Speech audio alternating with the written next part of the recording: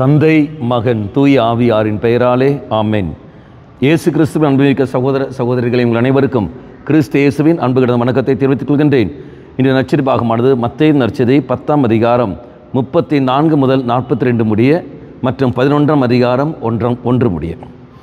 விசேஷமாக 42வது வாக்கியம், இச்சிறியோரில் ஒருவருக்கு அவர் என் சீடர் என்பதால் ஒரு கிண்ணம் குளிர்ந்த நீராவது கொடுப்பவரும் தம் கைமாறு பெறாமல் போகார் என உறுதியாக உங்களுக்கு சொல்கின்றேன். நாம் பார்க்கின்றோம், சிறியோரில் ஒருவருக்கு. அந்த சிறியோர் யார்? நம்முடைய குடும்பத்தில் நம்முடைய அதிகாரத்தில் கீழ் உள்ளவர்கள். இதை நாம் பார்க்கின்றோம்.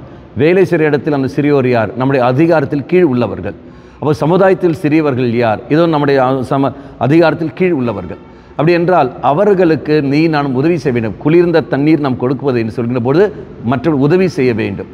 அப்படியே உதவி செய்யாமல் நம்முடைய அதிகாரத்தை பயன்படுத்தி கொண்டு அங்கே அகங்காரத்தோடு நாம் செயல்படுகிறோம் என்றால் நிச்சயமாக பல பிரச்சனைகள் நாம் சந்திப்போம். தெய்வீக கிருபைகளை நாம் இழப்போம்.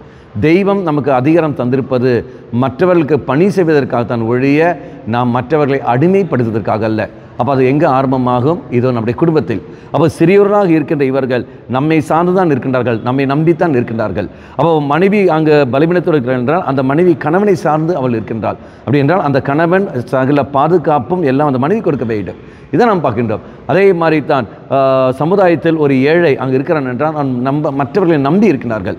அப்போ உழைப்பவர்கள் அதிகாரிகளை நம்பி இருக்கிற காரணத்தினால் அந்த அதிகாரிகள் தான் அந்த உழைப்பாளிகளை கவனத்தோடு பார்க்க வேண்டும் ஒழிய அவர்களை காயப்படுத்துவதல்ல.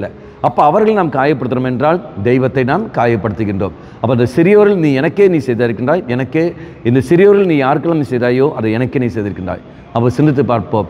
இதோ நான் என்னுடைய அதிகார கீழ் உள்ள மனிதர்களை எப்படி நான் கவனித்திருக்கிறேன், அவர்களை எப்படி நான் பார்க்கின்றேன், அவர்களை வேதனைப்படுத்துகிறேனா, அடிமைப்படுத்துகிறேனா, காயப்படுத்துகிறேனா, அல்லது அவர்களுக்கு நான் பணிவிடை நான் செய்து கொள்கின்றேனா?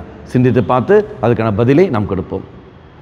நல்லவனா தெய்வமே, நீ தந்த அதிகாரத்தை தவறாக நான் பயன்படுத்தியிருந்தேன் என்றால் இந்த தருணத்தில் மன்னிப்பு கேட்கின்றேன்.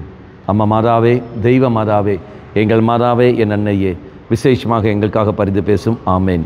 தந்தை, மகன், தூய ஆவியாரின் பெயராலே ஆமேன்.